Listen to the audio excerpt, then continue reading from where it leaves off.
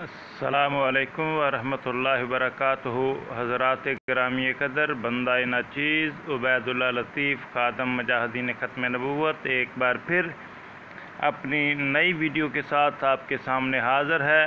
ناظرین، یہ ویڈیو میرے لیکچر مقام رب العالمین اور فتنہ قادیانیت کے 5ویں حصے پر مشتمل ہے۔ اس حصے میں مرزا صاحب کے پیروکاروں کے ان سوالات کے جوابات دیے گئے ہیں جو لیکچر کے متعلق مرزا غلام احمد قادیانی کے پیروکاروں نے لیکچر کے بعد کیے تھے۔ تو ناظرین، یہ ویڈیو دیکھنے سے پہلے یاد رکھیے کہ ہمارے YouTube channel RQ YouTube TV channel کو لائک اور سبسکرائب کرنا مت بھولیے، اور چینل کو سبسکرائب کرتے وقت گھنٹی کا بٹن ضرور دبائیے تاکہ آپ تک ہماری ہر نئی آنے والی ویڈیو کا بروقت پیغام پہنچ سکے۔ تو ناظرین، ویڈیوز کو لائک اور شیئر ضرور کریں۔ تو آئیے اب ملاحظہ کیجئے، اس ویڈیو جو مقام رب العالمین اور فتنہ قادیانیت کے عنوان پر مشتمل ہے، 5واں حصہ اس لیکچر کا، جس میں مرزا صاحب کے پیروکاروں کے سوالات کے جوابات دیے گئے ہیں۔ تو آئیے ملاحظہ کیجئے۔ جی ناظرین، میری اس لیکچر کے بعد سوال جواب کی نشست ہوئی تو ایک رانا مقبول صاحب ہیں، لیکچر کے دوران ہی انہوں نے مجھے مینشن کر کے یہ سوال کیا، یہ بات رکھی کہ مرزا صاحب نے محمد صلی اللہ علیہ وسلم پر کبھی اپنی فضیلت کا دعویٰ نہیں کیا، بلکہ بیعت کی شرائط میں پہلی شرط شرک سے اجتناب ہے۔ آپ غلط تشریح کرتے ہیں۔ یہ اس کا اسکرین شاٹ بھی میں نے آپ کے سامنے پیش کیا ہے جو میرے پرسنل میں آیا تھا رانا مقبول کا۔ تو اس کا جواب بندہ نچیز نے جو دیا وہ بھی ملاحظہ فرمائیں۔ حضرات گرامی قدر، یہ ایک صاحب ہیں جو کہ مرزا صاحب کے پیروکار ہیں۔ انہوں نے یہ میرے دوران لیکچر مجھے منشن کر کے یہ میسج کیا تھا کہ جناب اس میں لکھا ہے کہ مرزا صاحب نے محمد صلی اللہ علیہ وسلم پر کبھی اپنی فضیلت کا دعویٰ نہیں کیا، بلکہ بیعت کی شرائط میں پہلی شرط شرک سے اجتناب ہے۔ آپ غلط تشریح کرتے ہیں۔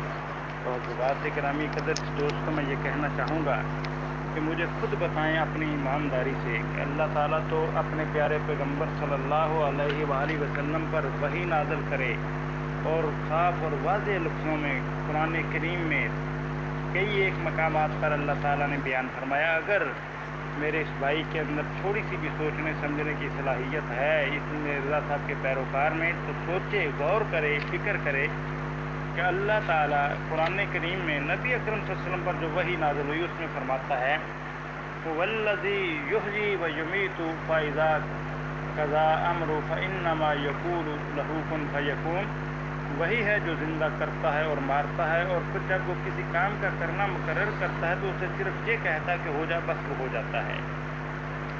یعنی صرف اللہ تعالیٰ ہی ہے جو زندگی اور موت کا مالک ہے، صرف اللہ تعالیٰ ہی ہے جو کن فیکون کی صفت کا مالک ہے۔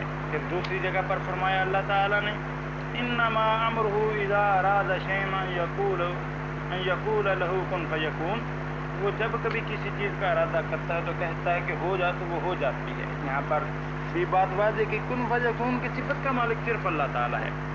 نبی اکرم صلی اللہ علیہ وسلم پر وہی نازل ہو تو کن فیکون کی صفت کا مالک اللہ تعالیٰ کو قرار دیا جائے، اس کے برعکس مرزا غلام احمد قادیانی یہ دعویٰ کرے کہ اس پر وہی نازل ہوئی ہے کہ انما امرک اذا اردت شیئا ان تقول لہ کن فیکون، کہ تو جس بات کا ارادہ کرتا ہے وہ تیرے رب کے حکم سے، تیرے حکم سے بالفور ہو جاتی ہے۔ تو بتلائیے، سوچئے ذرا، ایک طرف یہ بات کہ اللہ کے نبی جناب محمد صلی اللہ علیہ وسلم پر نازل ہونے والی وحی میں کن فیکون کی صفت کا مالک صرف اللہ تعالیٰ کو قرار دیا جائے، اور مرزا غلام احمد قادیانی کے بقول اس پر نازل ہونے والی وحی میں اسے بھی کن فیکون کی صفت کا اختیار دیا جائے، اور پھر نبی اکرم صلی اللہ علیہ وسلم پر نازل ہونے والی جو وحی ہے اس میں صرف اللہ تعالیٰ کی حمد بیان کی جائے، اور مرزا غلام احمد قادیانی پر نازل ہونے والی وحی بقول اس کے کہ اللہ تعالیٰ عرش پر اس کی حمد بیان کرے۔ سوچئے ذرا، اور کسے کہتے ہیں کہ افضلیت کا دعویٰ؟ بھائی ठंडे दिल से सोचिए, गौर करिए कि ये मिर्ज़ा साहब ने क्या नहीं लिखा। अक्लमंद के लिए इशारा काफ़ी है। एक तरफ तो कह दिया कि मैं उनका खादिम हूँ, अल्लाह के नबी सल्लल्लाहु अलैहि वसल्लम का, और दूसरी तरफ नबी अकरम सल्लल्लाहु अलैहि वसल्लम के जो हैं वो 3000 मौजूदात बतलाए जाते हैं और आपने 1 लाख बल्कि 10 लाख, इतने ज़्यादा। सोचिए फजीलत किसकी साबित हुई, ज़रा ठंडे दिल से सोचिए। और फिर मिर्ज़ा बशीर अहमद साहब भी अपनी किताब में लिखते हैं कलमतुल फज़ल में, जिनको आप कमरुल अंबिया कहते हैं, कि मसीह मऊद की ज़िल्ली बरोज़ी नबुव्वत ने उनके इस मकाम को कम नहीं किया, बल्कि बहुत बढ़ाया, इस हद तक बढ़ाया कि नबी सल्लल्लाहु अलैहि वसल्लम के पहलू बे पहलू खड़ा कर दिया। अब बताइए, जो नबी सल्लल्लाहु अलैहि वसल्लम के पहलू बे पहलू बराबरी की सतह पर आ जाए, उसकी नबी सल्लल्लाहु अलैहि वसल्लम की गुस्ताखी है या नहीं है? और फिर उठाइए कलमतुल अपना ये किताब दूसरी अखबार अल-बदर और अल-हकम, जिसके अंदर काजी ज़हूरुद्दीन अकमल ने शार पढ़े थे और कहा था कि जिसने देखने हो मोहम्मद जिसने फिर से देखने हो मोहम्मद, वो देखे गुलाम अहमद को कादिया में पहले से बेहतर हालत में। उठाइए वो। तो क्या मिर्ज़ा साहब ने उस पर सरजनश की? अगर नहीं की तो फिर फजीलत का दावा किसे कहते हैं? सोचिए, अल्लाह ताला आपको समझ और सोचने की तौफीक। हाज़रीन, इसके बाद मीर राना मकबूल साहब ने जो मुझे सवाल किया वो ये था कि रूहानी तौर पर ज़िंदा करने का काम अंबिया और औलिया किया करते हैं। ये कमेंट्स था। इस कमेंट पर मैंने जो जवाब दिया वो मुलाहज़ा फरमाएं। इसी तरह इस साहब ने मेरी ऑडियो को दौरान लेक्चर ही 3 मरतबा जो है मेंशन किया है, तो इंशाल्लाह पहली का मैं जवाब दे चुका हूँ, दूसरी का भी जवाब देता हूँ। इसने लिखा है कि रूहानी तौर पर ज़िंदा करने का काम अंबिया और औलिया करते हैं। जनाब, मिर्ज़ा साहब ने जिस्मानी ज़िंदा की बात की है, मुबारक अहमद की मैंने स्कैन लगाया, सोचिए, खुद कीजिए। मिर्ज़ा साहब हकीकतुल वही में अपना निशान नंबर 104 के तहत कहते हैं कि मुबारक अहमद मर गया था। तमाम लोगों ने कह दिया था औरतों ने कि वो मर गया है, लेकिन जब मैंने थोड़ी सी उसकी तरफ तवज्जो की तो उसकी नब्ज़ जारी हो गई, उसका सांस बहाल हो गया, उसका सांस आना शुरू हो गया, यानी फिर से ज़िंदा हो गया। और आप यही के उस दौर के अखबार का स्कैन भी है, लो मुर्दा ज़िंदा हो गया। ये जिस्मानी ज़िंदगी या रूहानी ज़िंदगी की बात हो रही है। सोचिए, लोगों को धोखा ना दीजिए और ना ही धोखों का शिकार खुद हो जाइए। अल्लाह ताला आपको समझ ले। नाज़रीन, इसके बाद जो सवाल किया, लिखा कि कशफ में यकीन किया, मौलवी साहब धांधली ना करें, यानी जो बात मैंने किताबुल बरिया की पेश की थी मिर्ज़ा गुलाम अहमद कादियानी की, जिसमें उसने लिखा है कि मैंने कशफ देखा है कि मैं खुद खुदा हूँ और मैंने यकीन कर लिया कि मैं खुदा हूँ।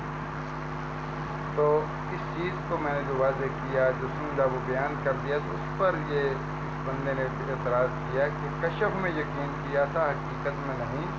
मौलवी साहब धांधली ना करें। तो इसका जो जवाब मैंने दिया उसको मुलाहज़ा कीजिए। ये तीसरी बात पेश की कशफ के हवाले से मेरी कही गई बात के ये कमेंट दिया उस बंदे ने कि कशफ में यकीन किया, मौलवी साहब धांधली ना करें। मेरे भाई, मैंने कोई धांधली नहीं की। मिर्ज़ा साहब की तहरीर पेश की कि उन्होंने कहा कि मैंने कशफ में देखा कि मैं खुद खुदा हूँ और यकीन किया, कर लिया कि खुदा हूँ। चलें, आपकी बात मान लेते हैं कि कशफ में ही यकीन कर लिया मिर्ज़ा साहब ने कि वो खुद खुदा हैं। और कशफ के बारे में मिर्ज़ा साहब का अकीदा क्या है, देखिए, ये मेरे हाथ में फुक्र किताब है आपकी मिर्ज़ा गुलाम अहमद कादियानी की रूहानी हुसैन जिल्द नंबर 14 है, हकीकतुल महदी रसाला है, रूहानी हुसैन जिल्द नंबर 14 का सफ़ा नंबर 442 है, जिसमें मिर्ज़ा साहब ने लिखा है, हालांकि कशफ और ख्वाब भी हर एक के यकसा नहीं होते, वो कामल कशफ जिसको कुरान शरीफ में अज़हार अलल गैब से तबीर किया गया है, जो दायरा की तरह पूरे इल्म पर मुश्तमल होता है, वो हर एक को अता नहीं किया जाता, सिर्फ बरगज़ीदों को दिया जाता है। और नाक़सों का कशफ और अलहाम नाक़स होता है, जो बिलाकर उनको बहुत शर्मिंदा करता है। अब आप बताएं, क्या मिर्ज़ा साहब के इस कशफ को नाक़स तसव्वुर करते हैं या कारम तसव्वुर करते हैं? अगर तो ये कामल है और अज़हार अल गैब पर मुकम्मल है तो फिर ये तो हकीकत है। और फिर मिर्ज़ा साहब खुद कहते हैं कि जो कशफ की हालत है वो ऐन बदारी की हालत होती है। ऐन बदारी की हालत जो है, बताइए, ऐन बदारी की हालत में देखना कि खुद खुदा बन गए और यकीन कर लेना कि वो खुद खुदा हैं, ऐन बदारी की हालत में। खुदारा सोचिए, महज धोखाधड़ी से आप काम ना लीजिए, अपने दिल को धोखा ना दीजिए। ये मिर्ज़ा साहब की किताब का स्कैन भी पेश कर देता हूँ। हकीकतुल मेहदी है, रसाला फरहानिक से जिल्द 14 है, सफ़ा 442 है। उसमें उन्होंने लिखा है कि हालांकि कश्फ और ख्वाब भी हर एक के यकसा नहीं होते, वो कामल कश्फ जिसको कुरान शरीफ में अज़हार अल गैब से तबीर किया गया है, जो दायरा की तरह पूरे इल्म पर मुश्तमिल होता है, वो हर एक को अता नहीं किया जाता, सिर्फ बरगज़ीदों को दिया जाता है। और नाकसों का कश्फ और अलहाम नाकस होता है, जो बिलाकर उनको बहुत शर्मिंदा करता है। अब आप बता दें कि मिर्ज़ा साहब का कश्फ जो नाकस था या कामल था। अगर कामल था तो अज़हार अल गैब से तबीर किया गया, जो दायरा की तरह पूरे इल्म पर मुश्तमिल है। अगर पूरे इल्म पर इसको मुश्तमिल मानते हैं तो फिर मानना पड़ेगा कि मिर्ज़ा साहब ने दावा खुदाई किया है। अगर मानते हैं कि यह कश्फ और अलहाम नाकस है तो फिर मिर्ज़ा साहब खुद नाकस हैं, जो उनको शर्मिंदा कर रहे हैं। फैसला आपके हाथ में है।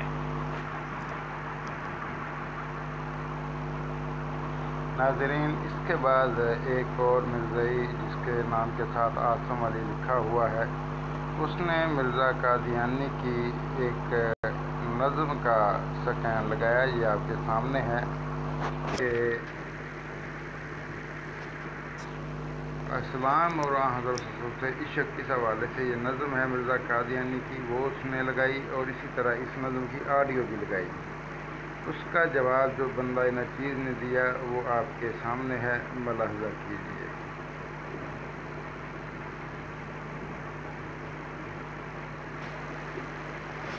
जी, आसम साहब जवाब देंगे। ये काजी ज़हूरुद्दीन अकमल आपके हैं, शायर बहुत बड़े।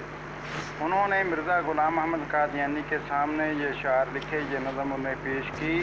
और पेश जब की तो मिर्ज़ा साहब ने ना तो उनकी सरदनश की बल्कि जज़ाकल्लाह कहा। तो आइए ये शार सुने। लिखते हैं ज़हूरुद्दीन अकमल साहब, मोहम्मद फिर उतर आए हैं हम में और आगे से हैं बढ़कर अपनी शान में। मोहम्मद देखने हूँ जिसने अकमल, ग़ुलाम अहमद को देखे कादियाँ में। तो बताइए, मिर्ज़ा ग़ुलाम अहमद कादियानी के बारे में जो ये बात कही कि वो खुद मोहम्मद है और जिससे पहले से बेहतर हालत में देखना है वो मिर्ज़ा ग़ुलाम अहमद कादियानी को देख ले। फिर सुन लीजिए, माज़अल्लाह अस्तग़फिरुल्लाह, ये अल्फाज हैं आपके ज़हूरुद्दीन अकमल साहब के कि मोहम्मद फिर उतर आए हैं हम में और आगे से बढ़कर हैं अपनी शान में। मोहम्मद देखने हूँ जिसने अकमल, ग़ुलाम अहमद को देखे कादियाँ में, अस्तग़फिरुल्लाह मिन कुल्लि ज़ंबी। ये अशआर जब मिर्ज़ा ग़ुलाम अहमद कादियानी के सामने पढ़े गए, पेश किए गए, तो उस पर मिर्ज़ा ग़ुलाम अहमद कादियानी साहब ने ये लिखा। ये देखिए, आप ही की अखबार है अल-फज़ल, उसमें ये काजी ज़हूरुद्दीन अकमल साहब लिखते हैं कि अखबार अल-फज़ल 13 अगस्त 1944 में ये बवज़ाहत बताया गया कि जिस शेर के मफ़हूम को मौलवी मोहम्मद अली साहब ने बाई अल्फाज अंदर बैठ कर यही सबक दिया जाता था, और उसी को पढ़कर शायर ने कहा था कि अब कि जो हज़रत मोहम्मद सल्लल्लाहु अलैहि वसल्लम दुनिया में आए हैं तो पहले से बढ़कर शान में हैं। आए हैं पैगाम सुलह नंबर 30 2 अगस्त 1944, बिगाड़ कर खिलाफत सानिया की तालीम व तरबियत का नतीजा करार दिया। वो इस नज़म का एक हिस्सा ही जो हज़रत मसीह मऊद के हजूर में पढ़ी गई और खुशखत लिखे हुए कत्ते की सूरत में पेश की गई, और हजूर उसे अपने साथ अंदर ले गए। उस वक्त किसी ने इस शेर पर एतराज़ न किया, हालांकि मौलवी मोहम्मद अली साहब और अवानुम मौजूद थे, और जहाँ तक हाफ़िज़ा मदद करता है बफसूक कहा जा सकता है कि सुन रहे थे। और अगर वो इससे बवजह मरूर ज़माना इनकार करें तो ये नज़म बदर में छपी और शाया हुई। उस वक्त बदर की पोजीशन वही थी, बल्कि उससे कुछ बढ़कर जो इस अहद में अल-फज़ल की है। नाज़रीन, ये पढ़ लीजिए। जनाब आसम साहब इसे भी पढ़िए कि ये गुस्ताखी पर मबनी अशार मिर्ज़ा साहब के सामने पढ़े गए और मिर्ज़ा साहब को एक खूबसूरत कते में लिखकर पेश किए गए। मिर्ज़ा साहब ने काजी ज़हूरुद्दीन अकमल को मना नहीं किया, इस गुस्ताखी पर कोई सरजनश नहीं की, कोई रोका नहीं, बल्कि जज़ाकल्लाह कहा। ये मैं नहीं कह रहा, दोनों अखबार आपके हैं, पढ़ लीजिए। السلام علیکم جی محترم شیخ صاحب، یہ رانا مقبول صاحب ہیں جن کے آپ نے یہاں پہ اسکرین شاٹ لگائے، ان کے سوال بھی یہاں پہ واضح تھے، پھر ماشاء اللہ آپ نے کافی خوبصورت جوابات ان کو دیے. میں دیکھ ہی رہا تھا کہ لنک میں موجود نہیں ہے یہ، تو جیسے لنک میں ہیں دیکھتے ہیں جی یہ کیا جواب دیتے ہیں. بہرحال میں آپ کا ایک بار پھر کوشش کروں کہ آپ مسلسل یہاں پہ وقت دے رہیں. جزاک اللہ.